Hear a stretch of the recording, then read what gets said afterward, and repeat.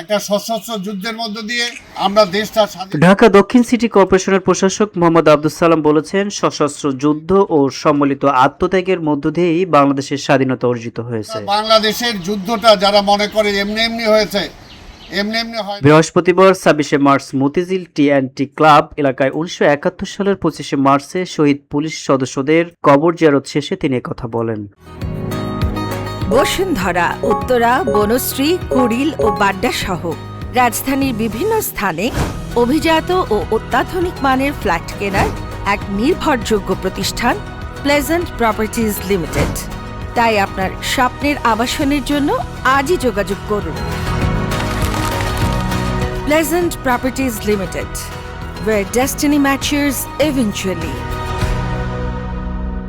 এ সময় তিনি আরো বলেন, মুক্তিযুদ্ধের সময় সাধারণ মানুষ, পুলিশ ও তরুণদের প্রতিরোধে পাক বাহিনীর বিরুদ্ধে লড়াই গড়ে ওঠে। সে সময় পুলিশ সদস্যরা সীমিত অস্ত্র নিয়ে প্রতিরোধ করেন এবং অনেকেই শহীদ হন। সেই সময় পুলিশ 303 রাইফেল দিয়ে সেই পাক বাহিনীর হামলাকে তারা প্রতিহত করার জন্য চেষ্টা করেছে এবং সেখানে অনেকে শহীদ হয়েছেন, অনেকে অনেক হতাহত হয়েছে। স্থানীয় বাসিন্দারা জীবন ঝুঁকি নিয়ে আহত পুলিশ সদস্যদের আশ্রয় দেন, পোশাক বদলের সুযোগ করে দেন এবং শহীদদের দাফন সম্পন্ন করেন, যা ছিল যুদ্ধেরই অংশ।